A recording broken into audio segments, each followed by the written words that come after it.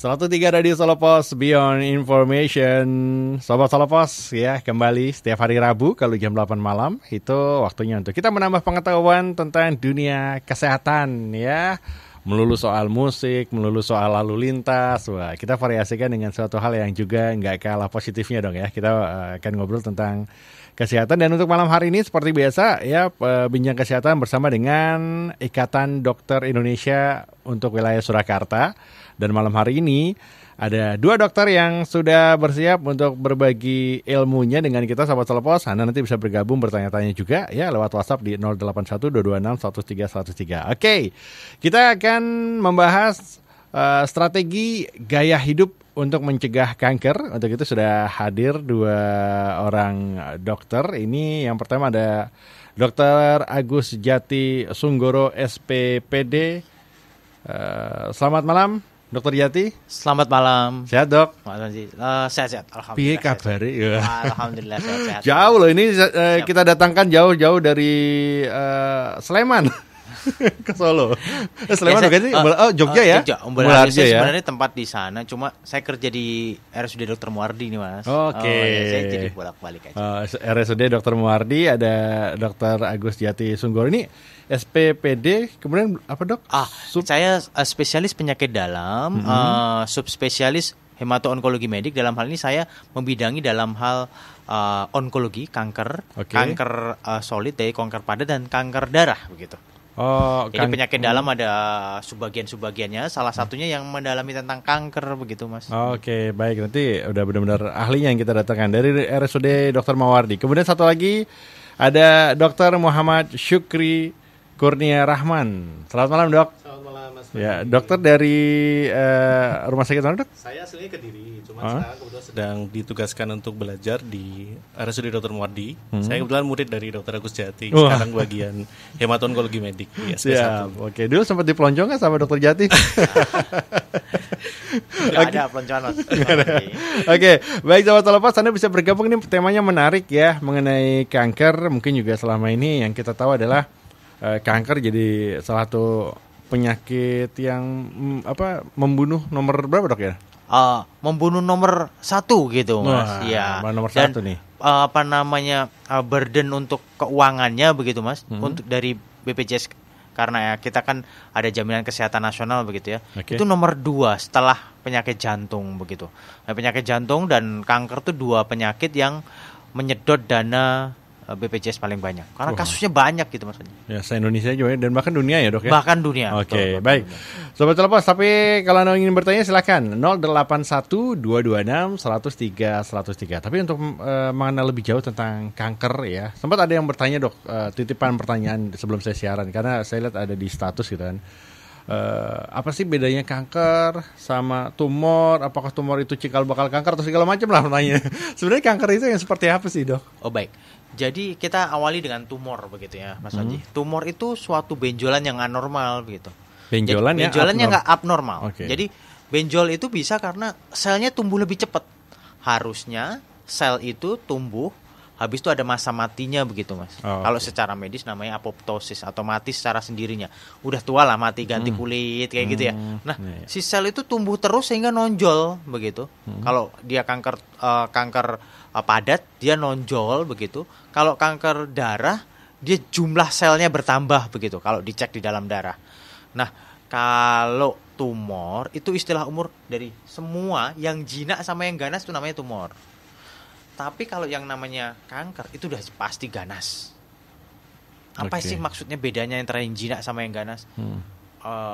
Kita ngomongin kayak sifat atau wataknya gitu. Karakternya si yang kanker yang ganas ini, dia bisa nembus lebih dalam, menyebar lebih jauh, dan menyebabkan kematian begitu. Karena dia bisa nyebar ke paru, bisa nyebar ke otak, bisa nyebar ke liver gitu. Karena jumlahnya banyak dan bisa nyebar begitu. Agresif dia. Jadi kalau sudah kanker ya? Itu kanker. Kalau tumor itu secara umum. Kalau tumornya jinak, ya itu berarti aman aja mas. Nggak nambah banyak. Contoh tumor jinak gimana sih dok? Tumor jinak contohnya kayak benjolan gitu. Benjolan di tangan begitu ya. Benjolan tambah nggak tambah besar gitu. Walaupun mengganggu aktivitas. Walaupun mengganggu aktivitas. Setelah dievaluasi ternyata benjolan itu cuma banyak sel lemak gitu mas, atau namanya lipom, itu jinak. Nah kalau perangainya itu nggak nembus ke bawah, maksudnya kan nggak dalam gitu, nggak dalam, habis itu nggak bisa nyebar jauh, itu adalah suatu tumor jinak. Jadi mungkin ini mas, kalian tambahan ya. Kalau misalkan nanti kan orang awam kadang nggak bisa bedain ya. Jadi salah satunya mungkin bisa kita lihat ukuran. Kalau misalkan tahun ini kita ada benjolan nih, tahun depan kok segitu-gitu aja tuh, nggak kemana-mana, nggak tambah gede, nggak lengket, digoyang-goyang juga mungkin nggak begitu masuk gitu. Dan dia ukuran segitu, kemungkinan arahnya jinak. Tapi kalau misalkan dia tambah besar, kemudian biasanya seringnya juga kan karena sifat kanker itu sebenarnya seperti sel, tapi dia agresif. Sama seperti maling dan juga orang biasa. Sama-sama punya hidung, punya tangan. Cuman bedanya kalau maling tangannya dipakai buat bunuh orang atau buat nyolong gitu. Tapi kalau manusia biasa dia cuma buat makan tangannya kan. Nah, sama seperti itu, tapi karena dia sifatnya itu ganas, sifatnya itu jelek, dia makan, sel itu makan juga seperti sel pada umumnya, tapi sifatnya lebih banyak. Sehingga kadang pasien biasanya paling sering dia cepat kurusnya. Jadi dia seperti orang biasa makannya, tapi kok makin kurus nih. Berarti kita harus pastikan kira-kira kenapa.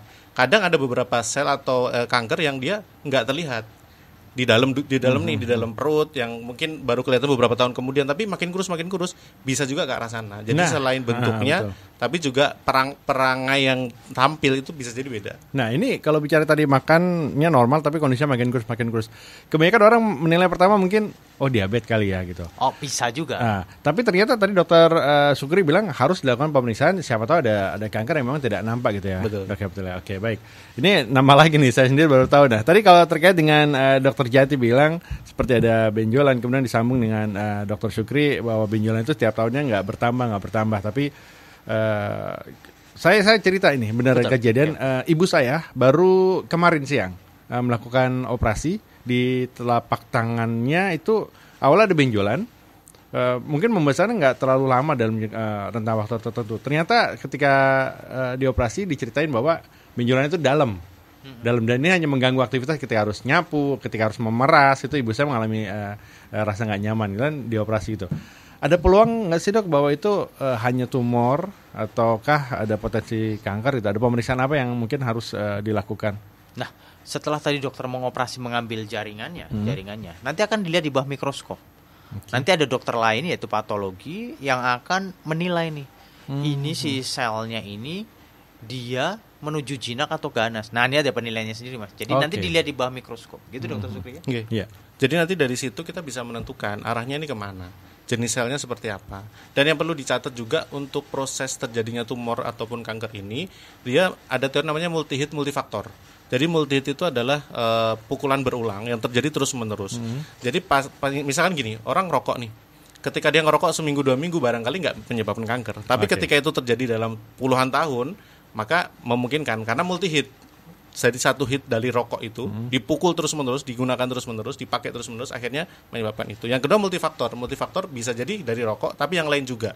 Sehingga dalam proses nanti kita evaluasi kanker ini, kita perlu pastikan yang pertama ada nggak multi-hitnya, yang kedua faktorialnya banyak atau tidak. Sehingga banyak hal yang perlu kita evaluasi untuk mencari penyebab kanker ini seperti apa.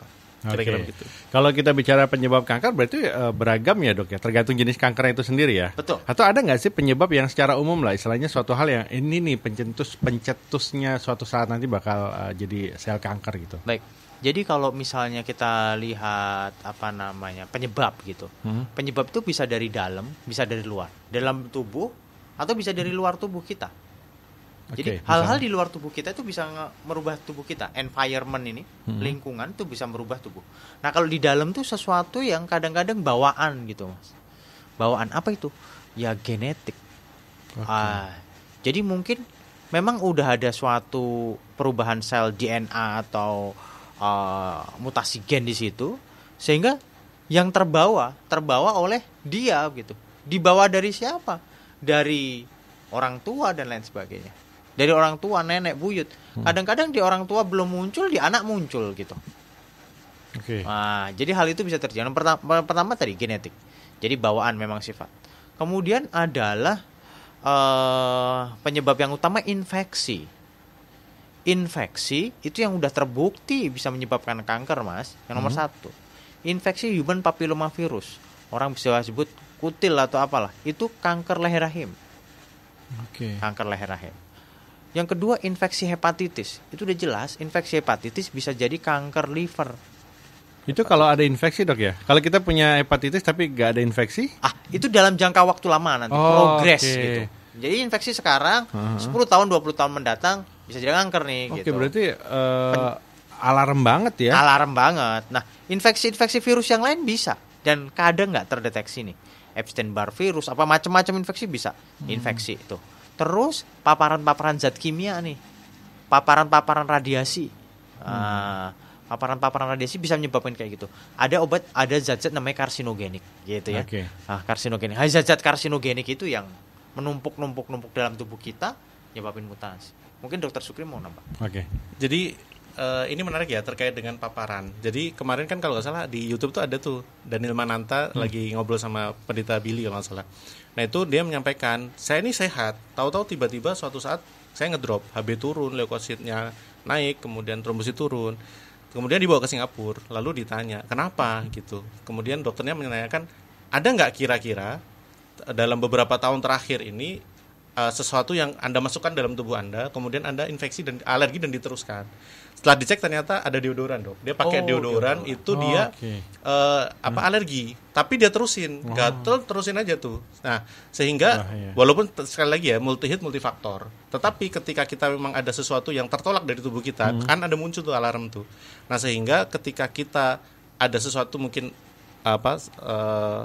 buat make up dan lain-lain yang itu memang kita tidak cocok, lebih baik jangan diteruskan karena penyebabnya bisa banyak sekali. Paparan zat kimia tadi Mas Panji, ini kuncinya. Paparan ini eksternalnya berarti eksternalnya ya? Itu. Kebetulan kemarin di Poli saya sempat ketemu dengan orang 40 tahun itu bekerja di percetakan. Sekali lagi bukan terus percetakan kanker enggak boleh ya, betul. Tapi dia kerja di percetakan dan ternyata memang dia nggak pernah pakai masker. Jadi terpapar dengan barang-barang di situ. Akhirnya kena AML. Jadi leukemia, kanker darah. Gitu. Jadi memang banyak sekali. Sehingga sekali lagi ngerokok hati-hati. Mungkin Anda kuat, tapi kanan kiri Anda terpapar tiap hari, anak-anak kecil yang dari kecil terpapar, 20 tahun lagi kita nggak tahu akan seperti apa, kira-kira begitu. Baik. Ini semakin menarik Sobat Lepas, pembahasannya sudah mengarah kepada faktor-faktor pencetus dan nanti kita sesuai dengan tema juga bagaimana cara kita mengatasinya ya, dengan cara lain bagaimana strategi untuk gaya hidup untuk bisa mencegah kanker. Yang ingin bertanya silakan WhatsApp 0812261313 untuk Pak Ahmad di Kertosuro. Pertanyaannya kita tahan ya. Ini agak-agak parno juga katanya, Dok. Tapi nanti ya katanya mengenai turunan tadi ya. Ditahan ya Pak Ahmad, kita akan kembali lagi di Bincang Kesehatan.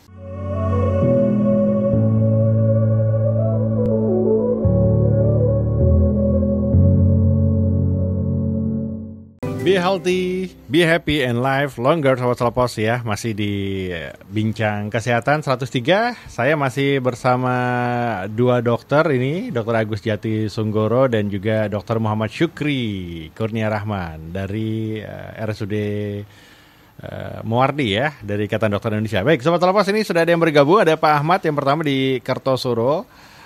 Ini tadi nanya, waduh Dok, saya ini punya bapak, kakek pernah punya kanker. Apakah berarti saya warning kanker dan juga anak-anak saya juga potensi? Itu gimana, Dok, untuk mencari tahunya? Ini yang pertama, bersamaan juga dengan Mas Freddy yang menanyakan apakah penyakit kanker juga bisa karena keturunan.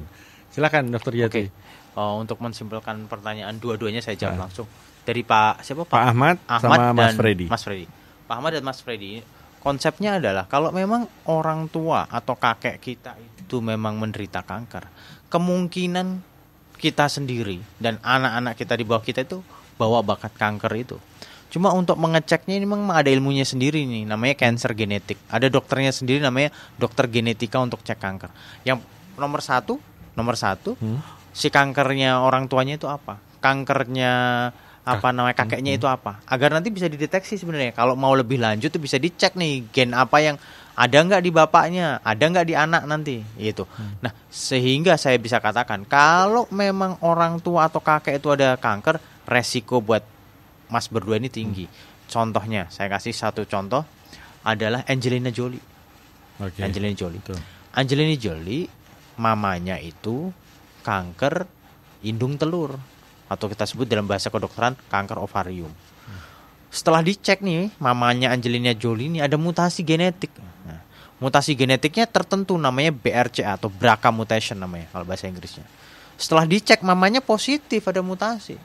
Sehingga karena ini suatu yang genetik, Angelina Jolie harus dicek gitu. Angelina Jolie dicek, dia positif juga. Kalau orang yang bawa bakat kanker seperti ini, 30% ke depan dalam 5 tahun bisa kanker payudara. 40-50% bisa kanker indung telur. Apa yang dilakukan Angelina Jolie? Payudara kanan kirinya diangkat, Mas Panji. Oh ya? Betul. Namanya mastektomi bilateral, diganti implan. Jadi payudaranya Angelina Jolie itu implan. Kemudian indung telurnya juga diangkat kanan kiri. Sebagai pencegahan agar tidak terjadi kanker. Itu adalah pencegahan yang menurut saya sangat agresif sekali kan kayak gitu kan. Tapi ada intinya kalau kita memang tahu bahwa orang tua kita, kakek nenek kita menderita kanker, kita harus pola hidup sehat. Nah, nanti akan dijelasin Dokter Sukri lebih lanjut. Oke, jadi gimana? supaya nggak langkah agresif seperti Angelina Jolie jadi pilihan ya Dok ya, apalagi ya untuk culture kita mungkin terlalu ekstrim gitu ya. Jadi lebih ke pencegahan gitu mungkin Dok. Jadi gini, yang pertama konsepnya adalah orang Indonesia itu punya sifat buruk. Sifat buruknya itu daripada ketahuan. Kan kadang tuh meriksa takut nih, nanti takut gulanya tinggi, takut ginjalnya bermasalah, mending sekalian gitu. Nah ini menurut saya salah. Jadi tetap pada prinsipnya adalah kita harus pengecekan secara berkala. Apa itu? Medical check up aja dulu. Dimulai dari situ dulu. Kita mungkin nggak bisa mengakses pemeriksaan-pemeriksaan yang sifatnya spesifik dan mahal. Tapi yang pertama kita harus pastikan bahwa kita ini sehat dari segi apapun. Jadi yang paling penting adalah ya cek darah dulu aja, cek darah, kemudian pemeriksaan dasar yang bisa kita lakukan.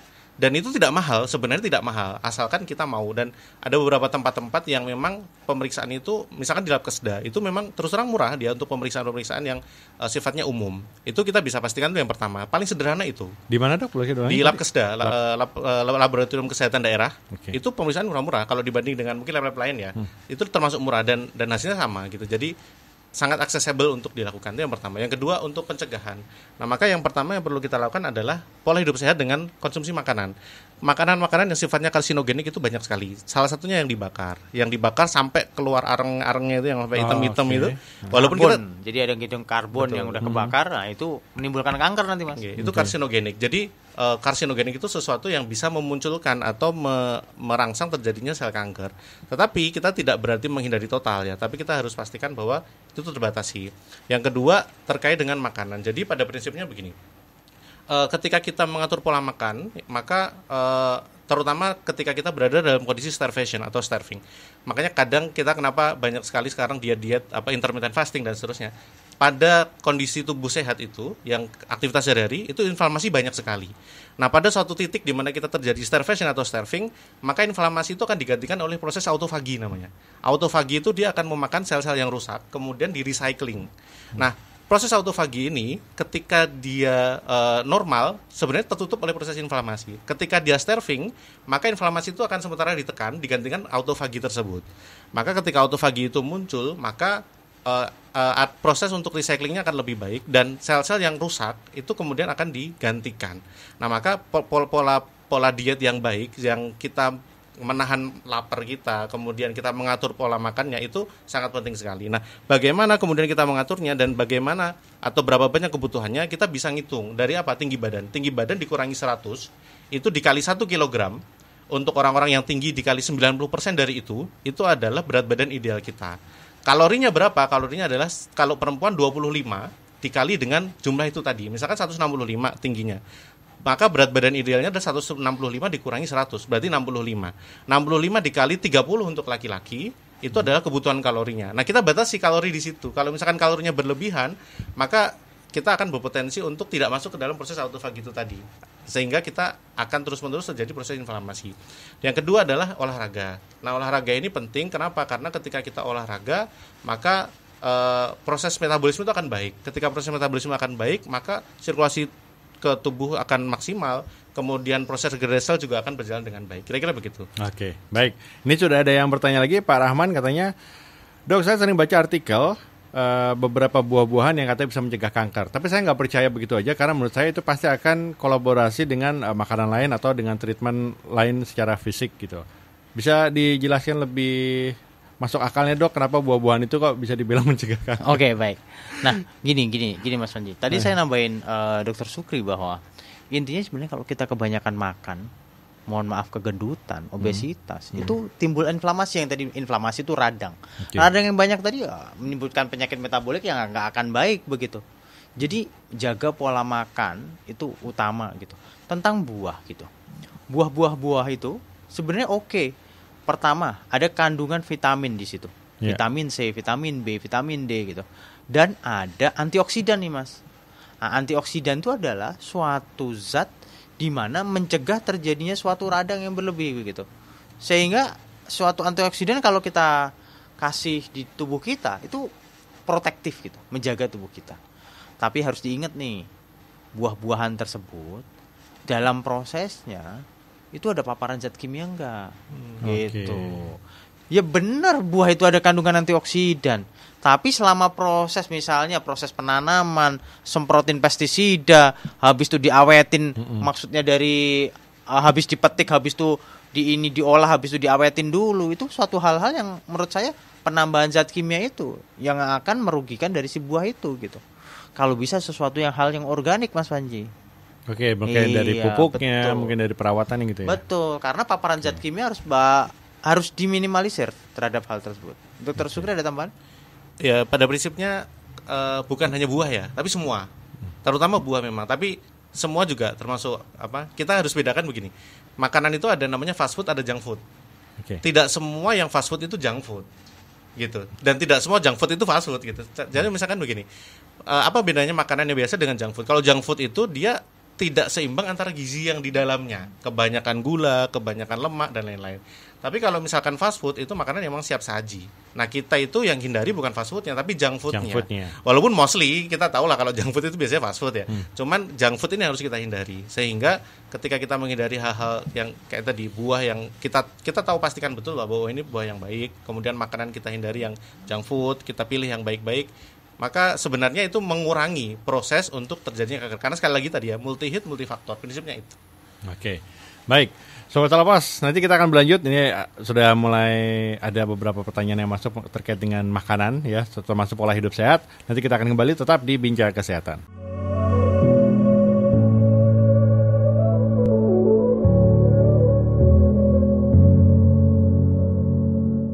103 Radio Solopos Beyond Information masih di Bincang Kesehatan. Sobat Solopos ini masih makin seru, makin menarik karena beberapa pertanyaan yang masuk sudah mulai kayaknya concern dengan tema kita, yaitu strategi gaya hidup untuk mencegah kanker. Kita ke Ibu Fitri dulu nih dok, yang nanya gimana sih caranya untuk men-set up sejak dini pola makan anak-anak supaya tidak kena junk food. Maksudnya mungkin tidak banyakkan junk food gitu ya, tidak. Oke, itu yang pertama. Terus yang kedua, bagaimana cara deteksi dini untuk kanker? Kayaknya tadi udah dijelasin ya dok ya. Nanti mungkin saya jelasin deteksi dini, Dokter Sukri jawab nomor 1 ya. Oke, silakan dok. Baik, jadi yang pertama gini, terkait dengan makan ya. Jadi kalau apalagi untuk anak-anak, jadi makan pada anak-anak ini yang saya amati, saya kebetulan punya 2 anak kecil dan sering berinteraksi dengan banyak bapak ibu yang punya anak juga. Nah, ketika makan, maka biasanya itu sangat dekat dengan gadget. Mereka anteng ketika dapat gadget. Nah, ketika dia kena gadget, makannya makin banyak. Jadi ada proses dalam makan itu yang sebenarnya dia tuh harus fokus kepada makanan itu. Sebenarnya ya, walaupun secara tidak langsung. Secara tidak langsung ketika dia lihat gadget, maka makanan itu tidak bisa dia dia nggak konsen ke makanan itu, sehingga dia nggak fokus. Kayak berasa belum kenyang gitu. Nah, makanya dia makan terus. Makin makin dia makin banyak. Nah, maka setup yang pertama harus dilakukan adalah pastikan bahwa anak tuh sedang sadar dia makan. Itu yang pertama kalau menurut saya. Jadi makan pastikan dia itu. Yang kedua adalah anak itu dan kebanyakan seperti kita juga pada umumnya, kita akan terbiasa ketika kita terpapar. Tubuh pun juga begitu. Ketika kita terpapar terhadap sesuatu, kita akan namanya mengenali. Nah, bagaimana kemudian agar kita mengenali beberapa jenis makanan yang non junk food, ya maka kenalkan. Itu pada prinsipnya. Ketika kita terpapar dengan sesuatu yang tidak seimbang gizinya, pasti akan kelihatan enaknya dulu. Tapi dalam jangka waktu yang lama, maka dia akan semakin tidak mengenali. Dari pengenalan dan tidak pengenalannya sebuah antitesa yang akan saling mendominasi. Ketika kita dikenalkan dengan sesuatu, tentu kita tidak akan mengenal sesuatu yang lainnya di antagonisnya itu. Nah, junk food dengan makanan sehat menurut saya kadang menjadi antagonis. Ketika kita kenalkan dengan junk foodnya, maka antagonisnya juga gak akan kenal dengan lidah kita. Karena kita perasa sekali dari kecil ketika kita sering merasakan itu terus, ya kita akan kenali itu. Sehingga ketika kita tidak terbiasa dengan sesuatu yang lain di luar itu, antagonisnya, maka hal yang sama juga akan terjadi. Sehingga ketika dari kecil kita terbiasa dengan makanan-makanan yang healthy food, maka akan secara otomatis lidah itu mengenali, oh biasanya gue makan ini kok, kayak gini gue gak suka deh gitu. Biasanya gue makan ini kok, yang ini gak deh. Nah, yang mana yang paling sering kenal dengan lidah dia, itu yang kemudian akan dia tangkap sebagai ini sahabat gue nih, gue makan gitu. Tapi kalau enggak gue makan. Kira-kira itu sederhananya. Walaupun pada akhirnya kita juga harus pastikan bahwa anak-anak ini, saya tadi sepakat obrolan off air-nya dengan Dr. Agus Jati, beliau menyampaikan anak itu jangan dipaksa gendut. Anak yang gendut itu nggak bagus juga. Kata gendut cabi gitu. Nah itu dia. Padahal dalam jangka waktu yang panjang ini menjadi proses inflamasi yang luar biasa. Dan yang kedua, kalau anak gendut hampir bisa dipastikan geraknya kurang. Padahal tulang itu dia akan mendapat makanan dari fusi pergerakan antar tulang. Nah, bukan dari makanan. Ketika tulang itu bergerak, ada fusi pergerakan antar tulang itu makan. Nah, maka orang yang gendut jarang dia gerak kan. Kalau dia jarang bergerak, maka nggak bagus juga buat tulangnya. Padahal anak itu butuh sekali itu untuk jangka panjangnya. Kalau tadi Dr. Sugris di obrolan sebelum sempat menyebutkan BMI ya, menghitung indeks massa tubuh gitu. Berarti sedari kecil pun kita juga bisa menghitung untuk anak ya? Bisa. Nah maka gini, tapi kalau untuk anak yang sangat balita, anak balita itu kita hitungnya pakai chart dari, kalau di buku Posyandu ya? Posyandu ada kurva tuh Mas. Betul. Tapi nanti kalau agak besar dikit kita bisa ukurnya dengan apa? Kalau IMT atau indeks massa tubuh itu berat badan dalam kilogram dibagi dengan tinggi badan dalam sentimeter dikuadratkan. Jadi misalnya 165, berat badan 50, berarti 50 dibagi 1,65 dikali 1,65 itu. Nanti kalau misalkan dia 18,5 sampai 23 itu masih normal. Tapi kalau di atas 23 ini mulai waspada nih. Nanti bisa masuk resiko, nanti kalau sudah 29 ke atas itu udah obes sudah. Nah, itu harus dipantau juga kayak gitu. Terkait itu Dok, pertanyaan kedua, deteksi dini. Mungkin sekalian nih ya, tadi ada yang bertanya juga kalau udah pernah mana tadi ya? Kalau sudah pernah kena kanker mamai selama 8 tahun, sudah mastek dan kemoterapi, bisakah kemungkinan metastase atau muncul lagi? Dari Ibu Tri. Ibu Tri saya jawab nanti dulu. Saya jawab yang pertama tentang yang pertama screening, yang kedua deteksi dini. Itu ada dua bedanya, Mas. Kalau screening itu kita ayo orang-orang kita cek screening. Jadi belum ada gejala. Jadi kita memang menemukan, mengetes orang yang nggak ada simptom, nggak ada gejala. Untuk targetnya apa? Kita ketahui lebih awal sehingga kita bisa tata laksana lebih awal dan angka kesembuhan lebih tinggi. Kalau deteksi dini itu gejalanya udah ada. Habis itu kita ngasih pemahaman, kalau kayak gini tuh gejalanya kayak gini. Nah, pasien datang dengan gejala dini tadi. Nah, secara umum ada 4 kanker yang kita bisa screening awal. Kanker payudara, kanker leher rahim, kanker usus, kanker prostat. Satu lagi kanker paru. Cuma kanker paru ini masih conflicting karena ada berbagai macam pihak itu. Ini nggak cukup screening, ini setuju untuk screening gitu. Nanti saya jelasin di belakang. Yang pertama adalah kanker leher rahim. Kanker leher rahim screeningnya gimana sih biar kita bisa mengetahui di awal? Ada program di puskesmas, namanya IVA test. Kapan harus di screening ibu-ibu ini? Kalau memang sudah menikah dan sudah berhubungan seksual, itu harus di screening begitu. Untuk apa screeningnya nanti? Kalau pada udah dites IVA positif sama ibu-ibu bidan di puskesmas, akan dikirim nanti untuk di pap smear namanya. Nah, pap smear untuk tahu kanker leher rahim begitu. Nah, tapi ada pencegahannya nih kanker leher rahim nih. Karena kita tadi ngomongin bahwa salah satu sebabnya adalah infeksi human papillomavirus. Makanya sebelum berhubungan seksual jauh-jauh hari, misalnya umur 12 tahun, 13 tahun, anak-anak itu yang masih SMP begitu disuntik vaksin, Mas. Vaksin HPV. Nah, itu di Jogja itu udah program oleh pemerintah. Nah, nanti rencananya secara nasional nih pemerintah akan memvaksin semua anak SD usia 12 tahun kelas 6 gitu disuntikin HPV ini untuk mencegah kanker leher rahim. Karena angka yang kanker leher rahim tinggi sekali. Cukup tinggi, Dok. Jadi pencegahan dengan vaksinasi tadi yang utama. Nah, yang kedua kanker payudara. Kanker payudara ini kita bisa ketahui lebih awal dengan cara sadari. Periksa payudara sendiri. Ya, periksa payudara sendiri untuk tahu kalau ada benjolan yang mengganggu atau ini harus segera kontrol ke dokter. Karena benjolan tersebut bisa mungkin jinak, tumor biasa. Dalam hal ini adalah FAM gitu sebabnya, atau suatu yang tumor ganas. Tadi pertanyaan Ibu Tri nanti saya jawab tentang tumor ganas. Nah, selain itu, kalau memang mau screening, cuma pemerintah belum ada biaya untuk screening kanker payudara seluruh masyarakat Indonesia yang sehat gitu, karena belum di BPJS nggak ada yang screening. Kalau di luar negeri udah ada, Mas. Usia lebih dari 40, setiap 5 tahun mamografi namanya. Mamografi cuma kayak dipoto payudaranya. Pada saat ada sesuatu hal kayak pengapuran atau ada benjolan akan kelihatan. Nah itu tapi untuk usia yang lebih dari 40. Untuk usia yang lebih muda nggak bisa pakai mamografi, pakainya USG. Ya, pakainya USG.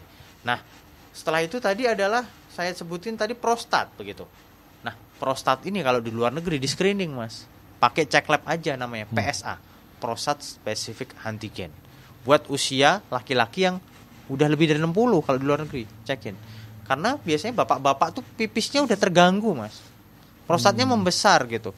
Kadang kencing harus ngeden. Nah, kadang-kadang penyebabnya kanker prostat itu. Nah, kalau kanker usus besar itu screeningnya ada yang simple, sebenarnya adalah cek fesesnya. Kalau ada darah dalam feses, kita harus evaluasi lebih lanjut. Nah, kalau screening kan dalam tahap besar. Nah, ini pemerintah belum approve juga nih, pemerintah Indonesia. Nah, kalau di luar negeri udah ada kayak gitu tuh. Kalau usia lebih dari 50 tahun, 55 tahun tuh dicekin tuh fesesnya. Kalau positif, langsung diteropong kolonoskopi untuk mengetahui lebih awal. Kalau kanker paru seperti saya bilang tadi masih conflicting berbagai organisasi. Ada yang bilang bisa di screening, bisa enggak.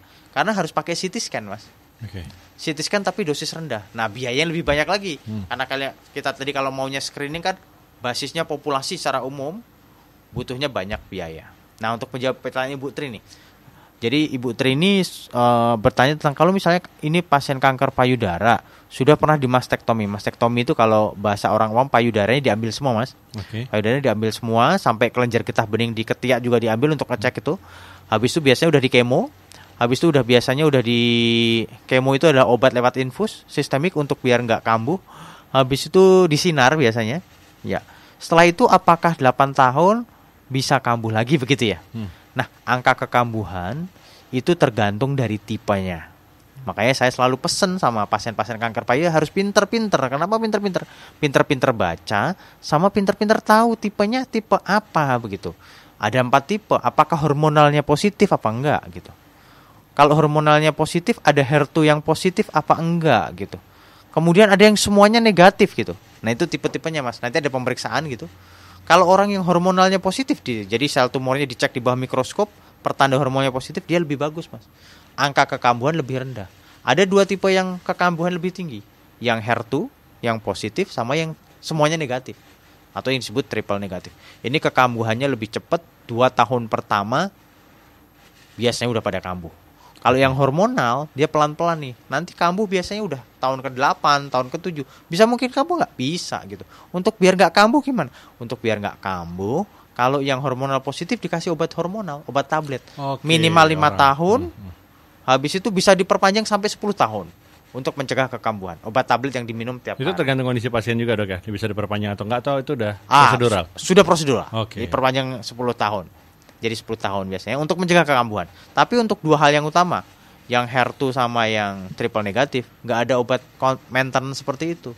Jadi gimana biar menjaga biar nggak kambuh? Setelah di kemo dan radioterapi selesai, ya di follow up berkala untuk mengetahui lebih dini.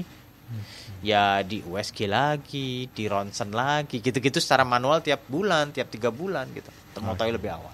Baik. Semoga bisa menjawab ya Bu Tri ya. Wah ini ada ada pertanyaan lagi beberapa masuk. Tapi kita harus break dulu Sobat Telepos ya. Tetap di Bincang Kesehatan.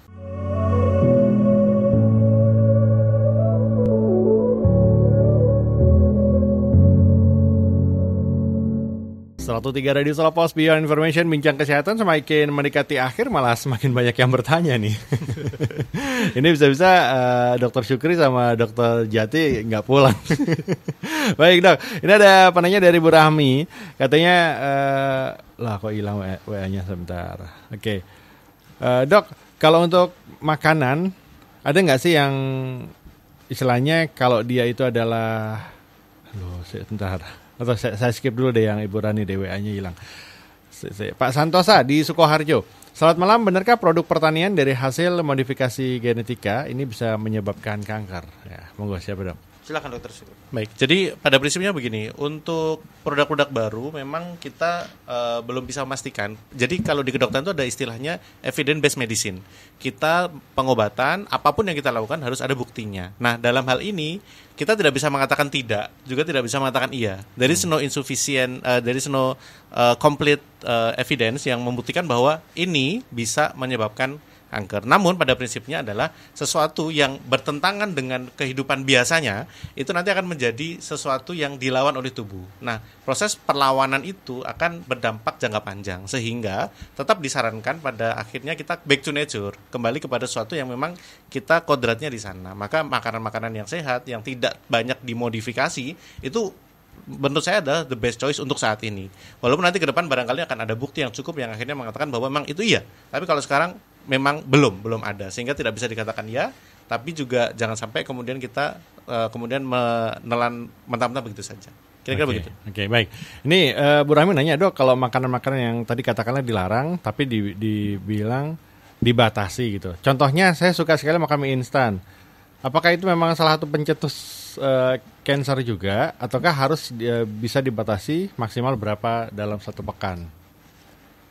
Nanti iklan kita nggak dapat nih Mas. Jadi gini Mas Anji, dalam hal ini saya nggak membatasin apakah itu jenis makanannya apa. Nah, yang penting sebenarnya adalah tadi jumlah kalorinya nggak berlebih, kemudian paparan zat kimia nggak terlalu banyak. Nah, kalau memang si makanan itu ya, itu udah lolos oleh BPOM, harusnya aman Mas. Betul. Harus aman sama BPOM, aman. Nah, kemarin ada salah satu berita, ada salah satu produk mie yang di luar negeri dilarang karena mengandung sesuatu. Kandungannya melebihi kandungannya. Apa yang mereka tetapkan. Kadar yang mereka tetapkan. Karena kadar itu mengakibatkan kanker Mas, zat karsinogenik. Nah, hal-hal itu yang harus kita lebih teliti sih. Sesuatu yang misalnya kita bawa dari luar negeri produk ini gitu. Harusnya BPOM kita udah jaga kita semua. Nah, makanya kita harap pemerintah dalam hal ini nggak ada KKN nih Mas Panji. Kenapa? Lah kalau misalnya mau izin mau suatu produk biar lolos habis itu ada KKN kan bahaya buat masyarakat. Itu sebenarnya. Kalau memang semua sesuai prosedural, makanan yang lolos edar di Indonesia itu aman. Dalam hal ini aman. Nah, tapi saya wanti-wanti nih, paparan zat kimia jangan terlalu banyak dong kita. Nah, satu hal yang ini adalah kadang-kadang tuh kita bukan tentang makanan nih. Kalau ibu-ibu, cewek-cewek itu pakai krim pemutih, Mas. Oh iya, nah, betul. krim pemutih itu kadang itu ada merkuri itu kadang. Nah, itu zat karsinogenik tuh. Nah, kadang-kadang di ingredient juga si produsen nggak cantumin.